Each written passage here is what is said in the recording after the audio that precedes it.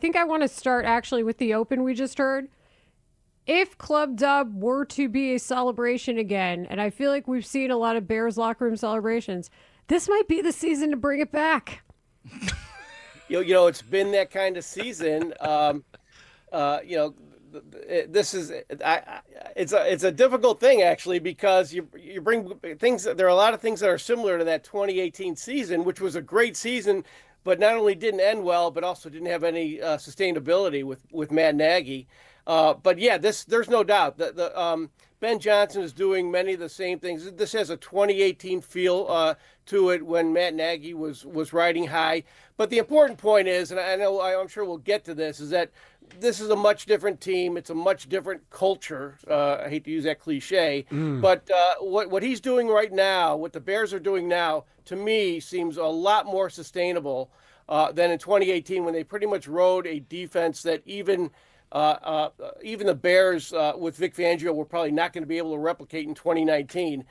This team has a chance to be actually better next year than this year on both sides of the ball. So I think that's probably the big difference with 2018. But to your point, yeah, this is the feel is absolutely the same. I'm not in the building anymore like I was, but I can just tell that it's the same thing as the Bears had in 2018 when they're doing Club Dub. Agreed. Mark, I'm glad you brought that up because as a guy who was almost this close to being the Bears official historian, I need to know what you think is sustainable from what you've seen this year compared to that 2018 team, which let's say 10 games into that, you're probably looking at it very differently than you were 2 years later. I mean, what is it you can see through 10 games that you really think can take hold here?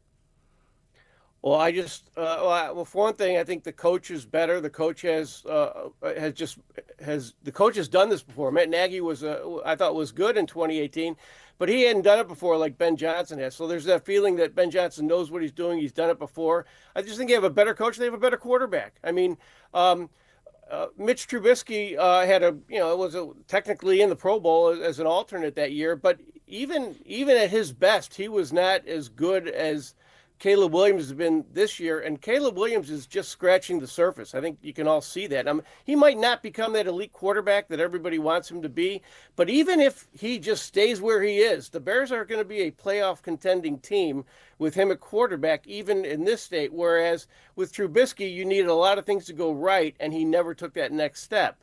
So I think that right off the bat, I go back to the same old things when we compare all the previous 1 year one hit wonders that the Bears have had, is that the better coach, better quarterback. That I think that's where you start, and also on the defense, like I said, compared to 2018, that defense, like I said, even with Vic had stayed, was not going to be better the next year. It was unlikely to sustain what they did, and this defense, although they are kind of riding high with the interceptions that can come and go, they have a lot of room for growth. This is not really a great defense, but they're making the most of it. So that's why I think that there's just much more sustainability here. And I'll be honest, I look at this.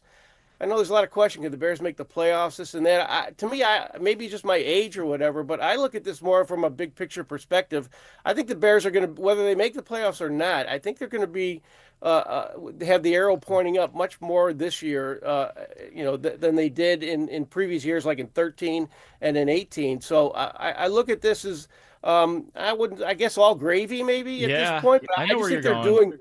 I think they're doing well enough now that the arrow is going to be pointing up at the end of the year, whether they make it or not. Yeah, that's really interesting because that's sort of where we are right now, Potsy. Development of a young team that you want to build some sort of a sustained success.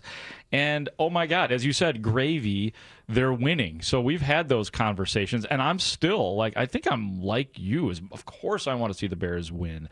But I am just as interested in seeing this team get better and the quarterback develop and the offensive line come together and try to figure out a way to get to the quarterback. So we're on the same page as we often are. This segment with Mark Potash is being brought to you by Four Seasons Heating, Air Conditioning, Plumbing, and Electric for all the right reasons. Call 866-4Seasons. Talking to Mark Potash of the Sun-Times here on Rahimi, Harris, and Grote on The Score. How you feeling about this game? Bears versus Steelers along the lakefront Sunday at noon.